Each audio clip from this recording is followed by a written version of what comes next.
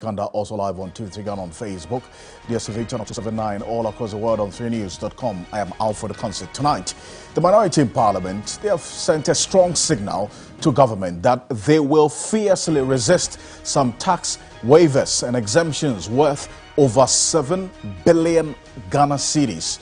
We seek an understanding and some further and better particulars of the kind of tax waivers, who are the beneficiary companies, and why the resistance. Stay with us here on Ghana Tonight.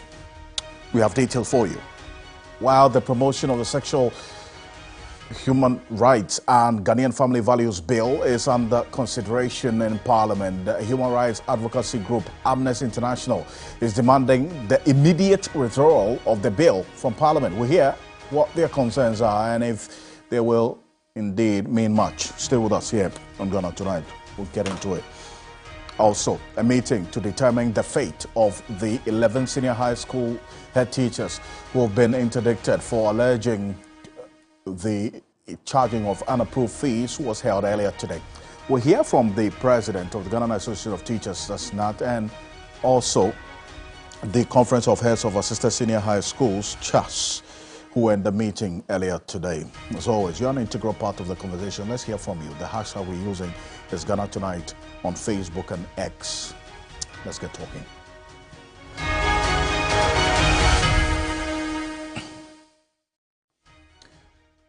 Let's settle for Ghana Breeze.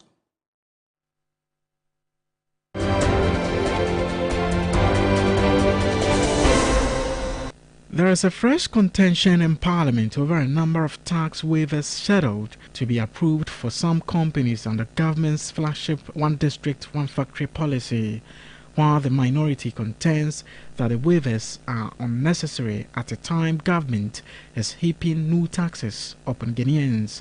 The sector minister justified the move as good for the country's industrialization drive. It's a policy of government, a deliberate policy to encourage local production and a transformation of our economy to purposely give out, as I said, incentivize them by the facility we're talking about, the exemption. If it is the case that some individuals are abusing the system, of course we would recognize all that for what it's worth. A member of the Council of State and paramount chief of the Seswiyoso traditional area, Kechiri Kwesi Bumankuma II, says chiefs should be given more powers under the Constitution for improved development and growth. During an interaction with the National Democratic Congress NDC flag bearer, John Mahama, he stated that chiefs no longer wield the power that they had in the past. I am glad you have visited me in my palace. Let me make this point that politicians have taken the powers of the chiefs, who are now powerless to the extent that people like someone to appear before, threatening to take me to court. But this is not the case. The delayed release of a committee report investigating a leaked tape on the removal of the Inspector General of Police raised concerns about potential hidden motives. The Executive Director of Good Governance Advocacy Group Ghana, Listo Nanakusi, is demanding that the report be made public. We call on the Right Honourable Speaker to do the needful by presenting the report of the ad hoc committee that was set by him to probe the things that are tough to want to present. They can be classified, but I mean, some of the information cannot be hidden. An online records management system, ORMS, will be introduced in 2024 to improve access to information under the Right to Information Act, Act 989. The Information Minister, Kojo Nkrumah, who made this known, indicated that the next Parliament meeting in early next year will consider a legislative instrument to address the challenges faced in implementing the RTI law. It is one of the most expansive laws, and what we've been trying to do is to open ourselves up for feedback and critique after the first 3 years of implementation. It's a system aimed at ensuring that those who want to use an online approach to apply for information can apply from wherever they are in the world and can make their payment and receive their information online. We are hopeful that in the year 2024, we'll be able to have it working fully. The Ghana National Association of Teachers, NAT, and the Conference of Heads of Assisted Schools, CHAS, have been engaging the Ghana Education Service on the interdiction of some heads of the senior high schools over allegations of charging unauthorized fees. There should be a way out of us working together with the Ghana. The GES cannot do it alone. And looking at the timing, we have the SHS ones in school. Okay, they have reported. They will certainly need these head teachers. And if at the beginning of the first semester we are having all these challenges, it can have a significant amount of effect and impact on what happens or what should happen in the school. And that is what we want to avoid.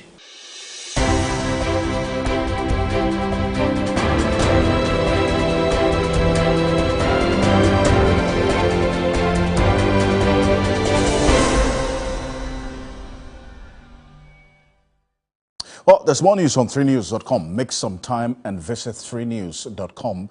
This is Ghana Tonight. Coming up next, the minority in Parliament, they have sent a strong signal to government that they will fiercely resist some tax waivers and exemptions worth over 7 billion Ghana cedis.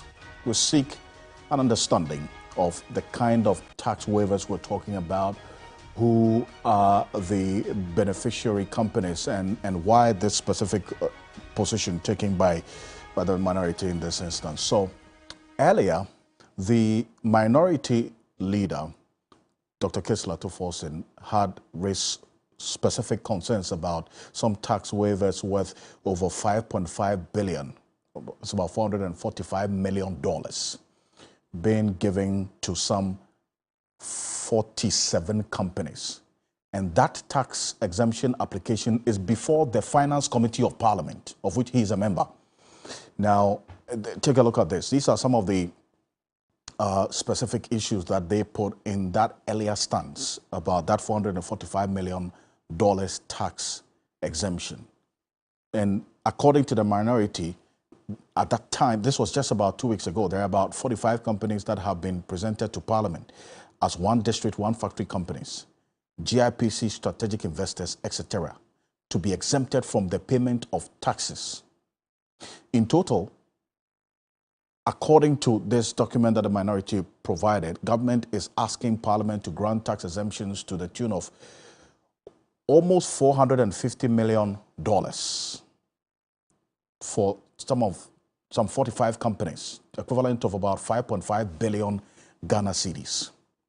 Now, we're going to show you the details of these companies as provided by the minority. And in fact, further, we got information that there are a total of 118 companies being processed at the Ministry of Trade and Industry, Ministry of Finance, and the Ghana Investment Promotion Center to be brought to Parliament for tax exemptions, 118 of them. Now, the total value of exemptions for these 118 companies is about 7 billion Ghana cedis. It is this latest position that the minority on the Trade and Industry Committee, in fact, shortly, we will be joined by the ranking member on the Trade and Industry Committee of Parliament. But these are the companies, as was put earlier by the minority leader in a press statement. They detailed the companies, about the first 45 companies that were supposed to have received this almost $450 million tax exemptions. You see Agrohal Ghana Company Limited, $747,000, a request. This is pending before the Finance Committee of Parliament. This has not been approved as yet, but it is before the Finance Committee of Parliament. They talk about Amponsa Efa Pharmaceuticals Limited, almost $2 million tax exemption request. B5 Plus Limited, $11.4 million. They have BCAF Foods Ghana Limited, Canadian Commercial Corporation, CIMAF, CIMAF $8.6 million. That's according to the minority. They give all these details. Continental Blue Investment Ghana Limited is there, and then they have a number of them. Everpark, EPark, Everpure Holdings, $1.7 million tax exemption application. Happy Sunshine Company Limited, over $7 million tax exemption. Keda Ghana Ceramics Company Limited, over, in fact, $15.5 million tax exemption. And then you have Les Farm Industries Limited. I'm going to give you the highest in there. Some of them are getting over $3.8 million tax exemption application. Matrix Industries Limited.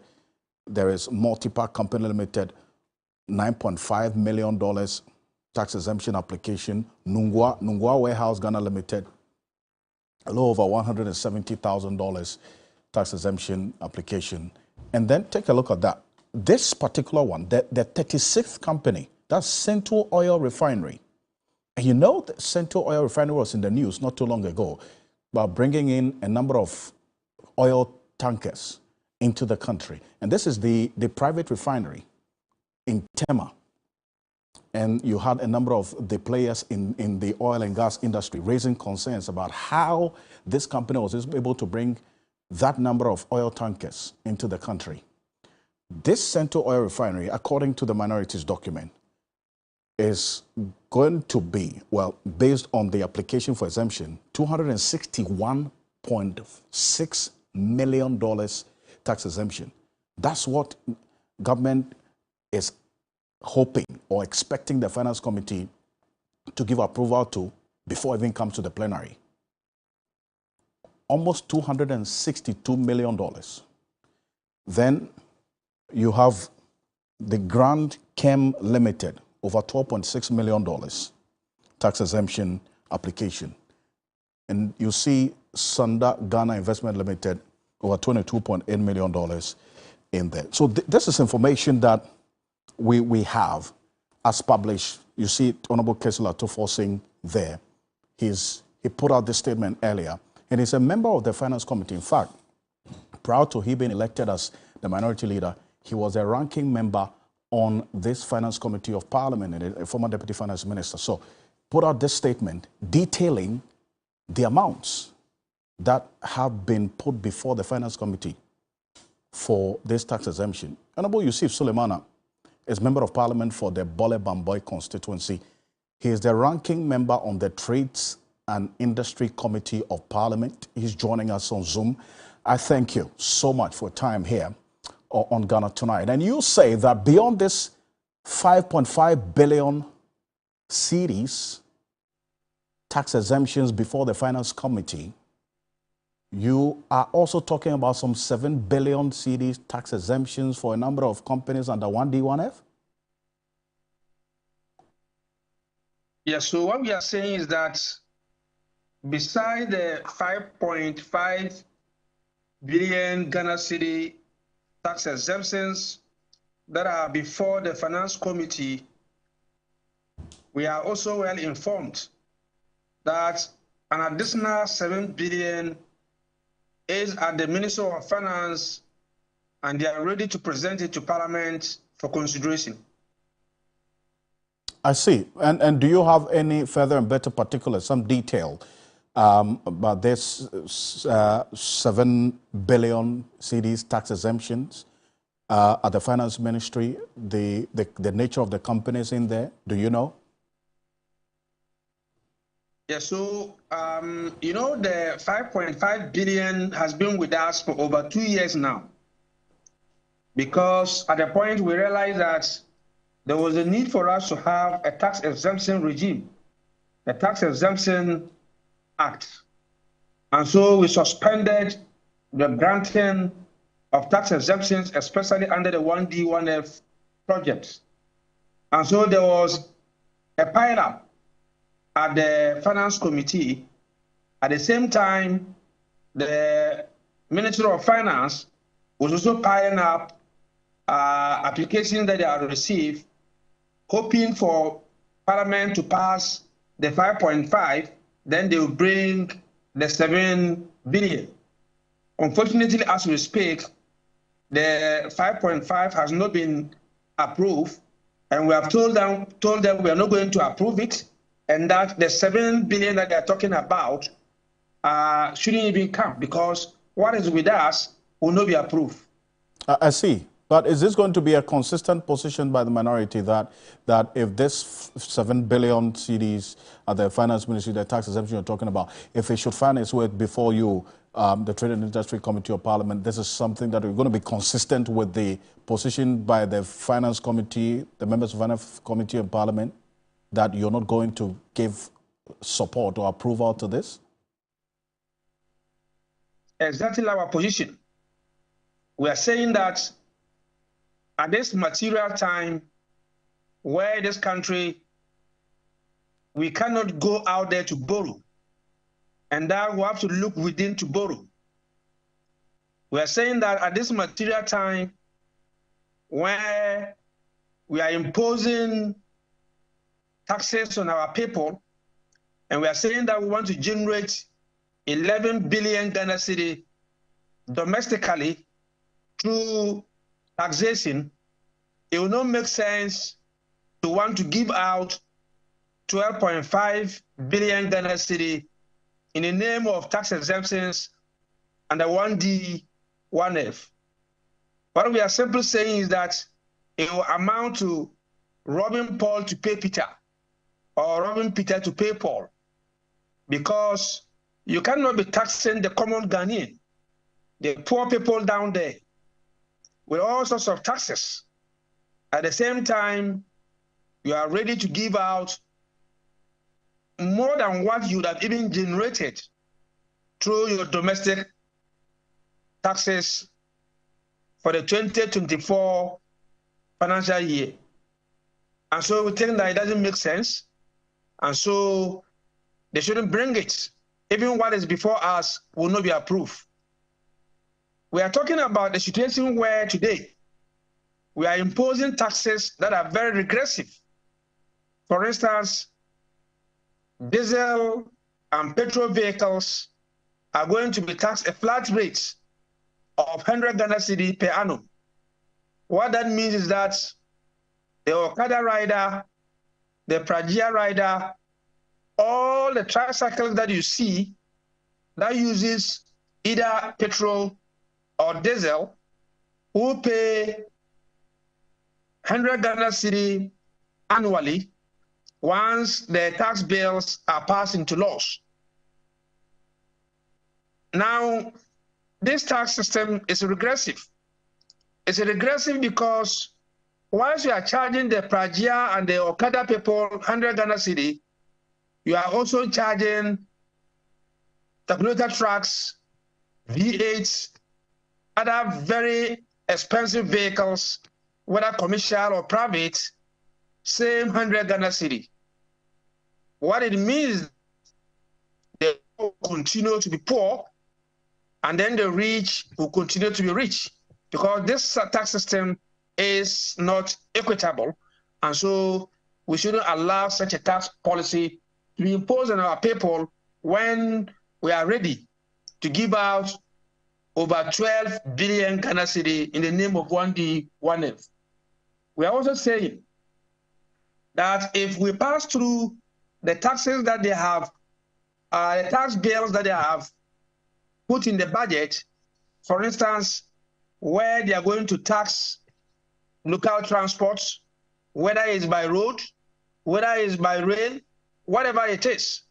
Once this law is passed, the bill is passed into an act, we will be taxing, or we will be paying taxes anytime we travel. Today, traveling from Accra to Bole, for instance, is very expensive and people are not able to afford.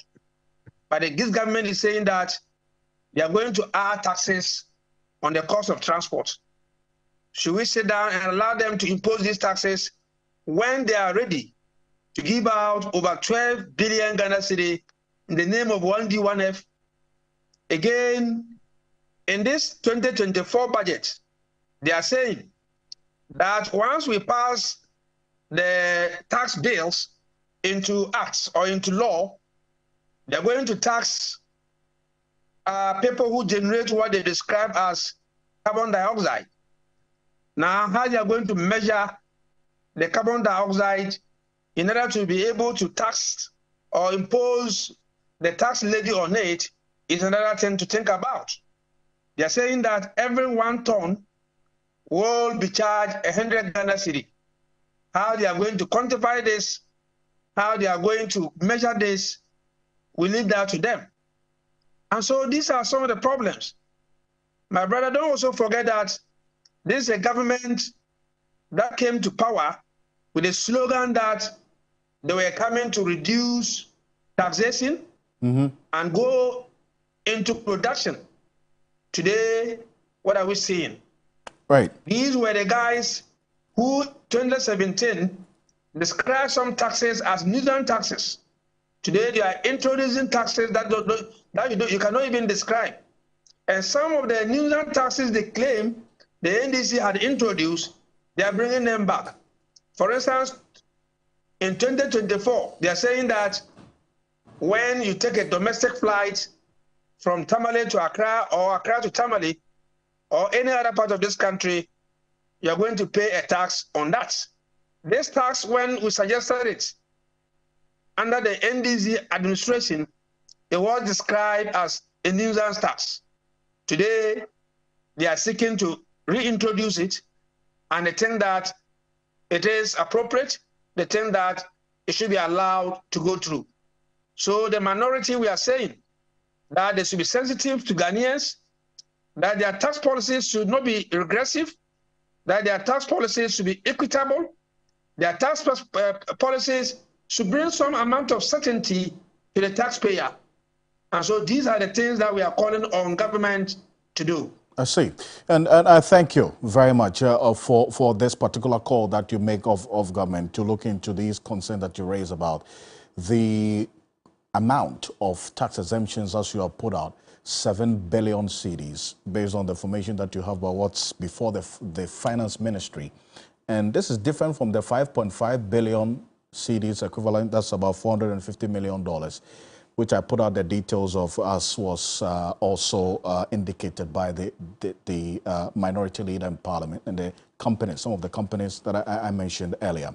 But I put this to Kojo Oppong-Nkrumah, who is information minister, and he's also a member of the Finance Committee of Parliament, as to whether government is also concerned about these issues that, Honourable, you raised, about the fact that if we need so much money as we can get in this country because of the economic situation we find ourselves in, why give all of these tax exemptions away?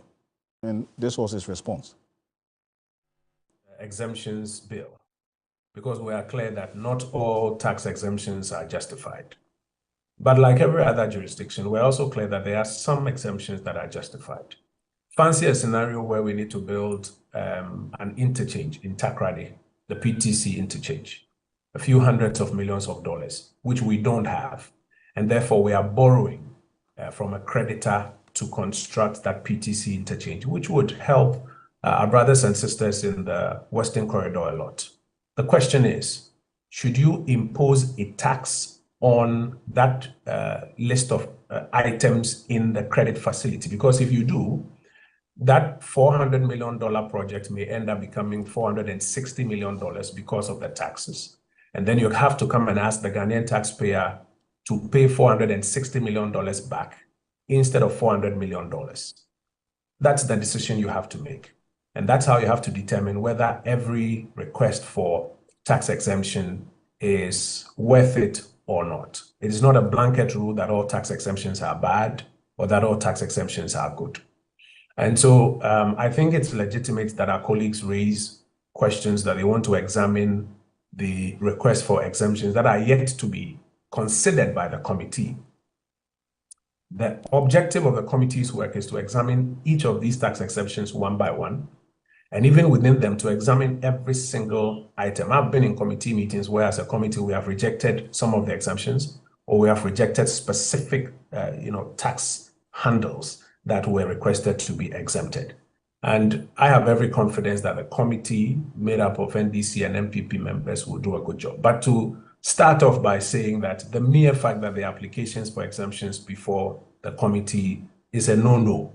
I think it's stretching it a bit too far. Let them appear one by one and justify why they request. If a tax exemption comes to the committee for the PTC interchange and request that we exempt some of the items from tax to ensure that we can, at a cheaper cost, construct that PTC interchange for our brothers and sisters in Takrady. I'll be surprised to hear any NDC member of parliament who say he won't support it.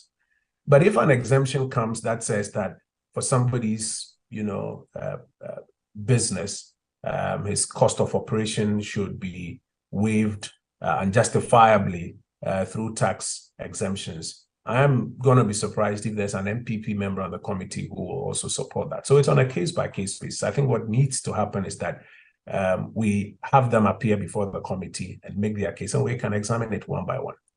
So that's Kojo Ponkuma, the information minister, as a member of the finance committee, also saying that, so all of these tax exemptions, the companies will appear before the committee and justify, and that they have rejected some tax exemptions in some instances.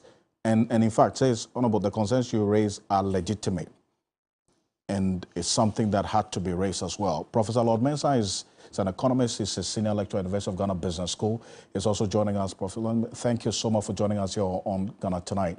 And first off, the underlying concern here is that, yes, tax exemptions in some scenarios may be good to attract investors and so on. But to the extent that we find ourselves in this economic situation, should that be the most important consideration in the first place? Prof. Well, that depends on the motive behind the exemptions. I mean, there are some, exemptions that can be given one way or the other to stimulate, the economy. So for instance, if you're giving incentives for businesses to expand, then one way or the other, you're encouraging, employment and other things. Another thing would be possibly looking at, exemptions in environmentally friendly investments, area. That one too, you are more or less, propagating or more or less enhancing investment in areas that, are environmentally friendly. So from what I said, it depends on the motive behind the exemptions. But then we should also appreciate that every single exemption that, we provide is a cost to the economy. And so an economy that is struggling for revenue generation, and especially when we find ourselves with IMF, that we have, outlined revenue generation patterns that we want to follow, and for which we have front-loaded it in such a way that in the next 2 to 3 years, we want to hit a certain target of revenue generation, about 16 to 18% of our revenue generation of GDP. Then obviously it is expected that, we will not give chance to these exemptions, but it depends on the focus of the government. Maybe government has a plan and as to the kind of exemptions to provide. But you see, there could also be abuse of these exemptions. Especially when it is politically aligned, and it turns out that, those influential people who are running their businesses, who are importing and, doing other things, are the ones that are enjoying these exemptions. Then it becomes a problem. Then the economic motivation for the exemptions is not what, we are looking at. So exemptions, one way or the other, can be good, depending on the focus. And I get the point. But you see, Professor Lord Mensah, the concern here is that, yes, it is good. It would be the incentive for investors and so on. But should that be the first offering to attract investors? Because of the economic situation we find ourselves in, should that be the first offering to, as it were, the main offer we give to investors that, come in, we'll give you tax incentives of this amount? Whereas, as you said, it is a cost to the economy because this is revenue we're losing. No, that shouldn't be. That's why I mentioned earlier that, exemptions are good, but to the extent of being abused, in some cases, you shouldn't always target, collecting the taxes upfront.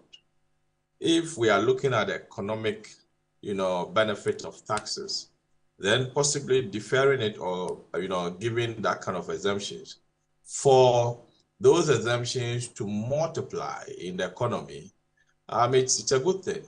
But the situation where it becomes politically motivated, then the economic benefit is thrown away, right. And that becomes a problem.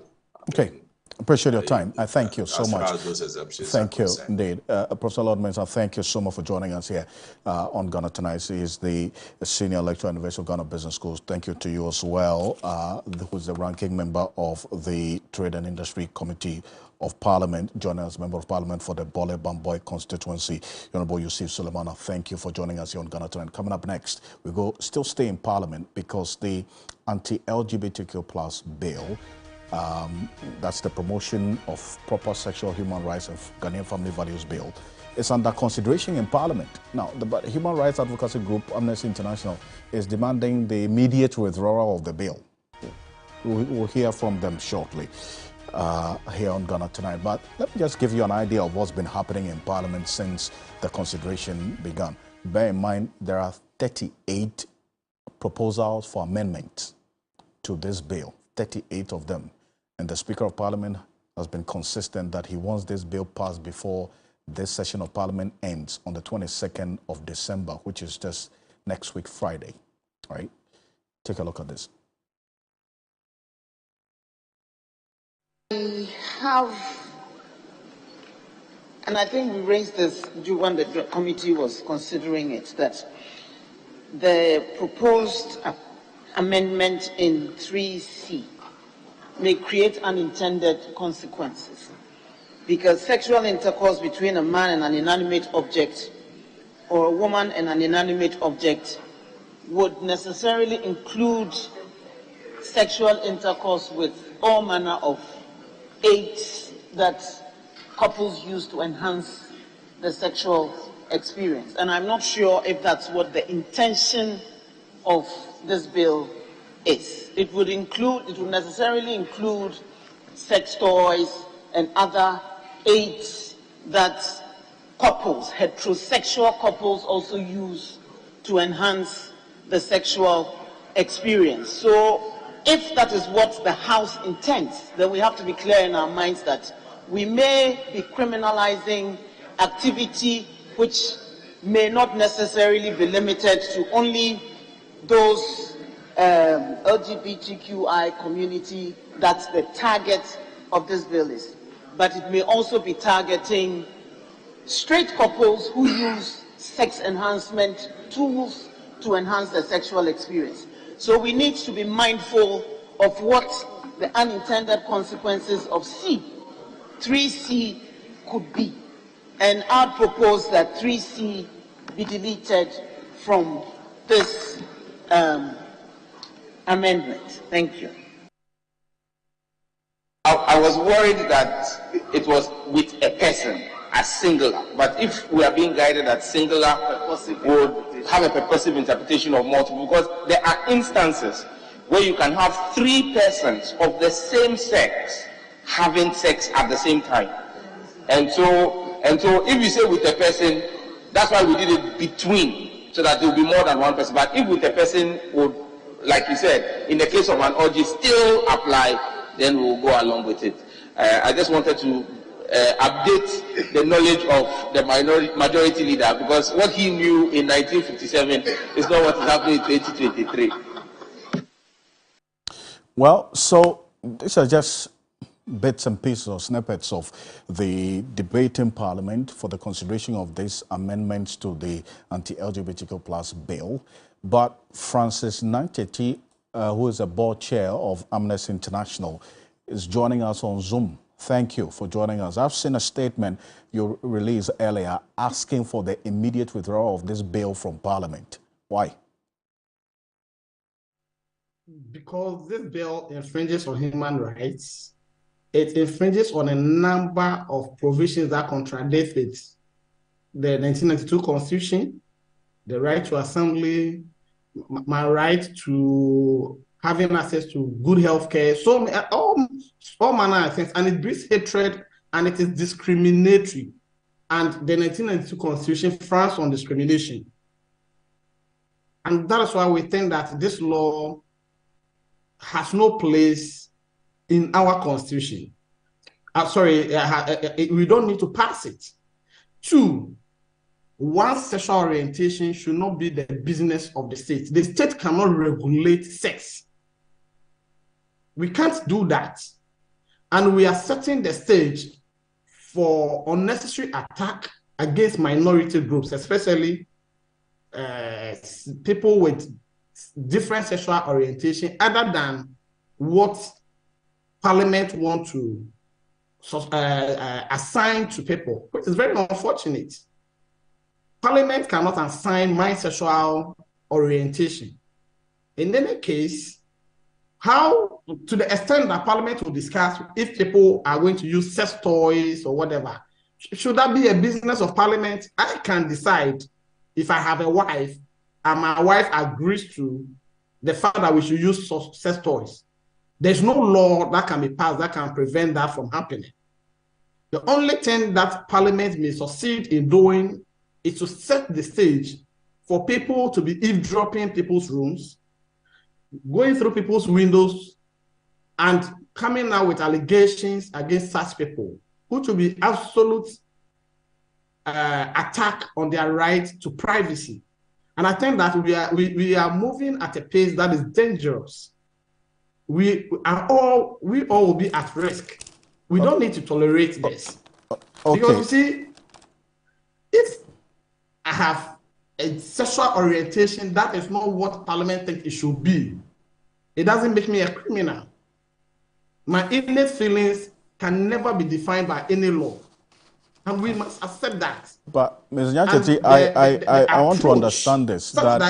Your concern is that the bill is going to lead to people eavesdropping and peeping into people's rooms. Without the bill, that's going on. I mean, if people want to eavesdrop and people into people's rooms, it's going to happen with or without the bill. But I want to understand this, that you say that, for instance, the rights that you talk about, that this bill is going to infringe on the right to assembly.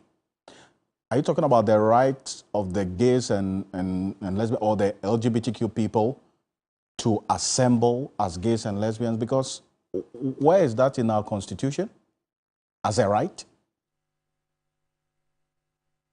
So if I'm a gay, does it mean that I cannot meet other people and talk to them? If I'm a gay, does it mean that people or organizations that feel like these people are being attacked, we cannot speak for them? They are human. So what is your crime?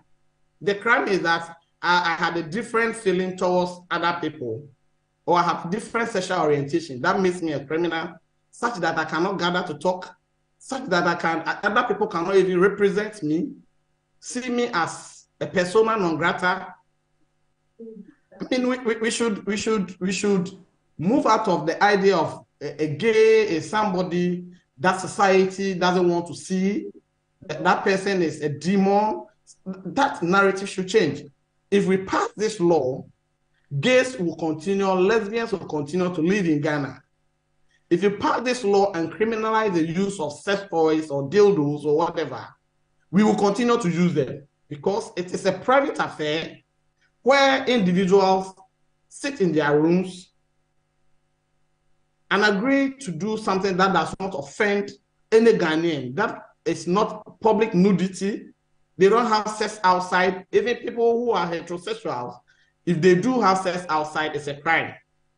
So nobody is saying that people should go out there and display nudity, do sex, whether oral, anal, or whatever, in public for people to see. That is what we are saying. What we are saying is that what I do inside the four walls of my room should not be the concern of the state to be policing me. Okay, so that's what the reason why I asked that question about the right to assembly that you made reference to earlier. If you're talking about they doing it in their rooms and nobody has the right to police, and then you talk about right to assembly as persons who are LGBTQ. That's what I want to understand. So yes, you are not saying that they should come out and be practicing it publicly. as LGBTQ plus people, but then again, you want them to have the right to assembly. Where is the disconnect? Because I see some inconsistency in the position that you espouse. There is nothing inconsistent. What I'm saying is that, so if you suspect me to be a gay, let me put it that way, and you see me meeting 3 or 4 people, having a meeting or in a conference room and the rest, what are you going to do to me? Do I not have the right to meet other people and have conversation of interest? We don't need to limit it. Right to assembly is not about going on demonstrations. The right to meet other people and talk about issues of interest is very important. And we cannot throw it out under the carpet. That when people suspect me to be a gay, and you see me with 2 or 3 people acting or doing something together, that is frowned on. It means that even I cannot have an economic right. Or what? I mean, we don't need to just accept any narrative and let it wash. I mean, let it go, and we can't do that. They are human beings. They have not committed any crime. Unless the state wants to come out to say that when you are a gay, it's criminal to be a gay. When you are born and you are a kojobesia or you have other sexual feelings other than what you think it should be, then you are a criminal. And I don't think that is the intention. And if that is the intention, that is very unfortunate. I tell you what, the Speaker of Parliament, and indeed, as we speak, no member of Parliament has come out to say that they are against the bill in Parliament now. And the Speaker has indicated the commitment to have it passed. You have made the call and issued a statement to Parliament to withdraw immediately. If that doesn't happen, then what next? Thank you. I honestly believe that the President, knowing very well that the provisions or the agenda being pushed has a lot of human rights violations issues in it, will not just accept this. 2, there are other avenues like the law court. I know other institutions are in court challenging this particular bill from being passed. However, if it is passed, we still have an option to proceed to court if the President assents. And I'm very sure the President, looking at what is going on, wouldn't assent to such a bill. So if they do, we will pursue it in court. Of course, we are law-abiding organization, and whatever we do it in the context of the laws of Ghana. So we'll definitely pursue that in court, together with other CSOs who share in the campaign or who share in the fact that such people should not be criminalized. Such people should be able to live free and enjoy their life as citizens of this country. Well, we'll see how the coming days look like. If the confidence that you have that the President will not sign this into law will come to pass. But thank you for joining us. Nelson Rossing Dafiamepo indicated earlier today that this bill is not intended to imprison anybody. And then also some judge who's just also sending in indicating that it is not true that this bill would deny persons who identify as LGBTQ, I beg your pardon, access to health care. It is not true that this bill would deny them access to health care. It says that is not part of what is in the details of this bill. Well, I thank you for joining us here on Ghana Tonight. Coming up next, before we go on this quick break, a meeting to determine the fate of the 11 senior high school head teachers who have been interdicted for alleging the indication of a charge of unapproved fees was held earlier today. We'll hear from the president, that's the General Secretary of the Ghana Association of Teachers, NAT, and who was in the meeting earlier today. Dr. Peter Anti, Executive Director of the Institute for Education Studies, is going to be joining us right after this quick break. Stay with us.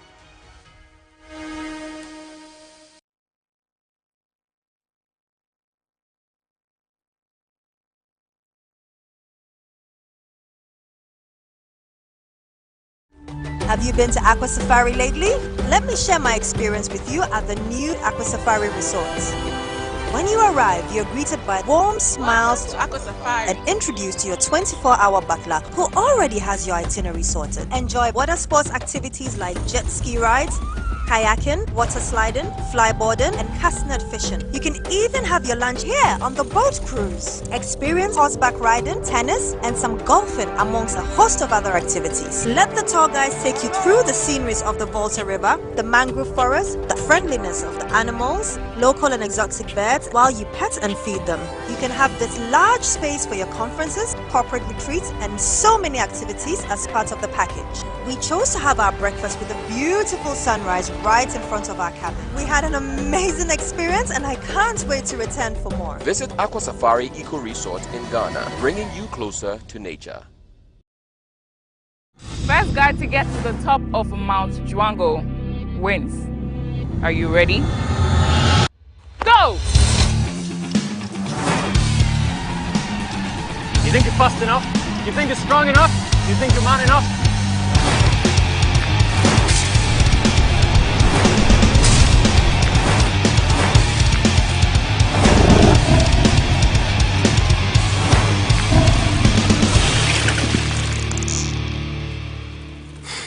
Why her?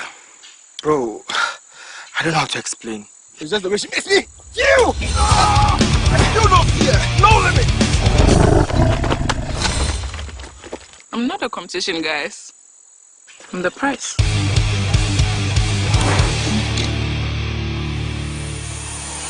Juango, no fear, no limits. Excessive drinking can be detrimental to health. Not recommended. Persons under 18 years, lactating mothers, pregnant women, and people sensitive to caffeine. This advert is FDA approved. Everybody knows Acrobato.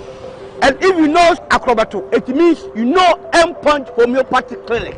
M-Punch Homeopathic Clinic is my pillar. Let's hear what others are saying about M-Punch Homeopathic Clinic. Who will be careful M-Punch one? Chesena me ankasa me period na say problems wom ntina ma wo ho idea ma me papa chesena nya asem ketewa na me kwan point no mo hwe me modem no mo hwe bibia na so mo medro me fire no ene ma won kra me enu foforo kwa na mkwan mu a eba and everything yourself me ma me no adwodwo eda ho a wontumi nante ene ne ko end point o mama no nura ene ne ho idea watimi asori anante. That's end point for you of Acrobato. Hello hey ohwehwe what che okay a free bra wo di end point what dance am me call you no me Johnson sema na enkoyie e paso na my emre nyina na magina sabema na me no be fie for there e ho na nyina jaresa. You heard everything. I have secret. M-Punch is my secret. M-Punch Homeopathic Clinic. I'm free. Now it's Christmas time.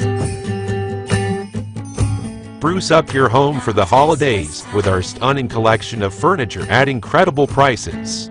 From cozy sofas to elegant dining sets, find the perfect pieces to create a warm and inviting space for your festive gatherings. Don't miss out on these merry deals. Elevate your home and celebrate the season in style with our Christmas furniture sale.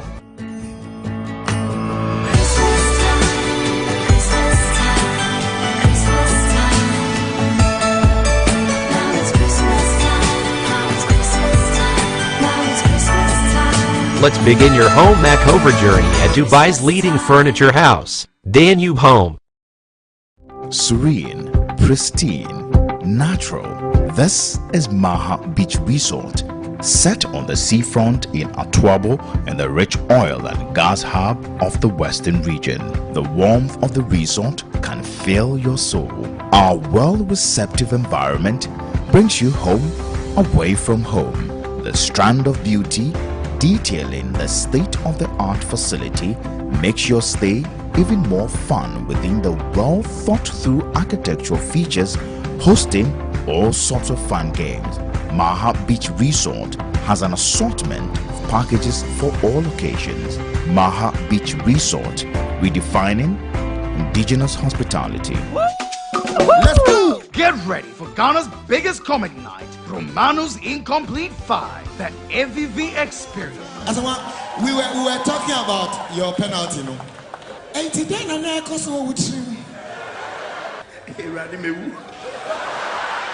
Featuring Foster Roman, others on the bill, Lexi the Comic, Putogo, Chemical, Jeffrey Naughty, Rate is 150 Ghana cedis regular and 250 Ghana cedis VIP. Each ticket comes with a 5 kg of AVV rice. Dial *713 *33 *05 hash to purchase that ticket.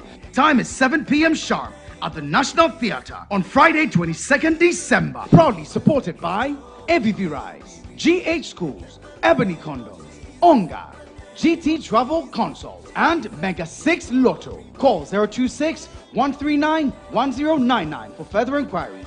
Romano's Incomplete 5, the AVV Experience. See. Chartered Institute of Realtors presents the biggest property festival set to hit Ghana this December. It's the Ghana Diaspora Property Festival, an event designed to promote investment in the Ghanaian real estate market. The date is 22nd and 23rd of December. The venue, Accra International Conference Center. The time is 9 a.m. to 5 p.m. daily. Oh yes, come with your family and friends and interact with a diverse array of exhibitors, including local and international property developers, construction firms, construction equipment manufacturers, suppliers, sanitary ware companies, home appliances, and decor firms, among others. The side attractions for this event include the kids' playground, art exhibitions, and many more. To register for this event, call 0302-792-589 or 0273-300-075, or you can email us at GhanaDiasporaPropertyFestival.com or sign up on eventbrite.com for more information. This event is open to...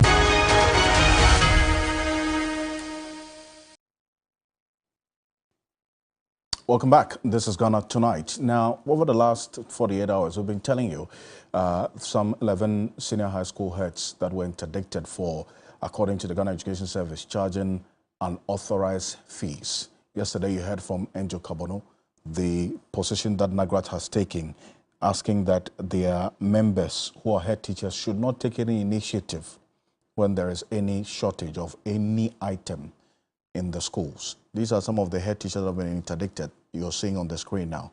The Conference of Heads of Assisted Senior High Schools raised concerns about the manner in which these interdictions were communicated through social media. The faces of these people all out already.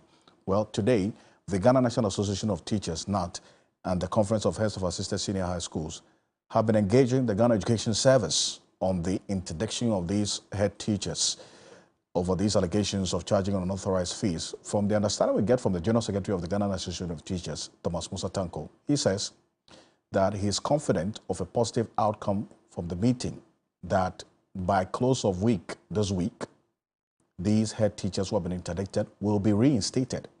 He spoke to my colleague and our labor correspondent, Daniel Opoko. Take a look.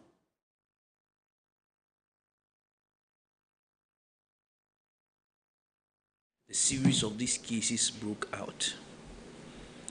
We felt that we needed to engage the Ghana Education Service further because these are issues that it's not everything that you always rise to the public domain to go. And this one, we felt that we needed to engage the Ghana Education Service to see how best we can iron out all the differences that and the issues that might have come up.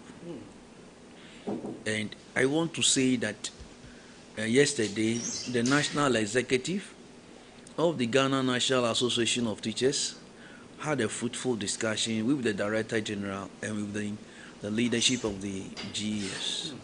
And I want to use this opportunity to thank the Director General for the fruitful discussion we had. The CHAS President himself was there, and other leaders of the organization.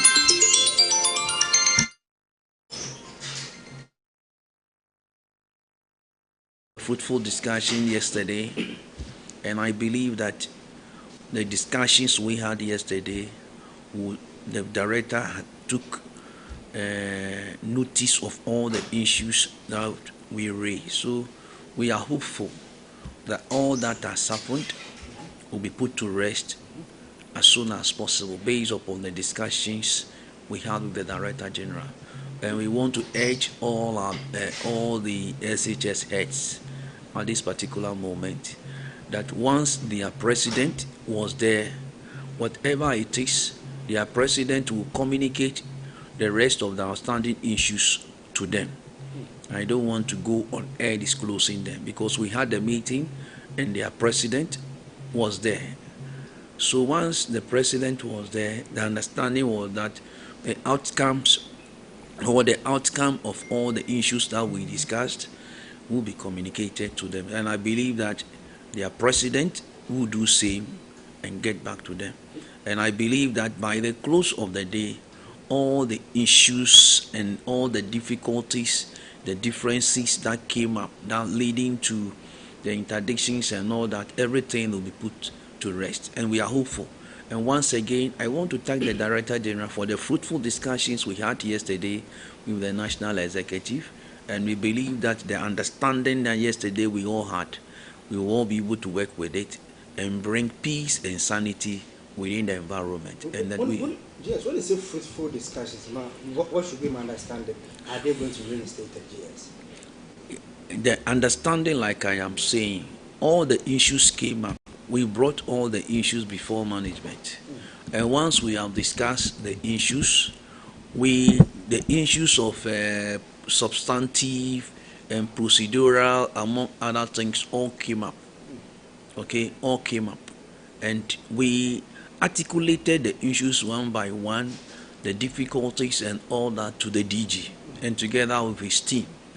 And that is why I am saying that he also appreciated them, and also together we promise that you will see how best we can work and bring a lasting solution to these challenges confronting our educational system.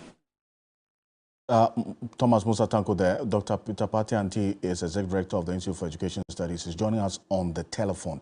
Dr. Anti, apologies for the challenge in connecting with you on Zoom minutes ago. But now there's some, according to NAT, some resolution to this. But beyond this, what measures should be put in place to ensure that these head teachers would have what they need so they don't have to take this initiative that will get them into trouble?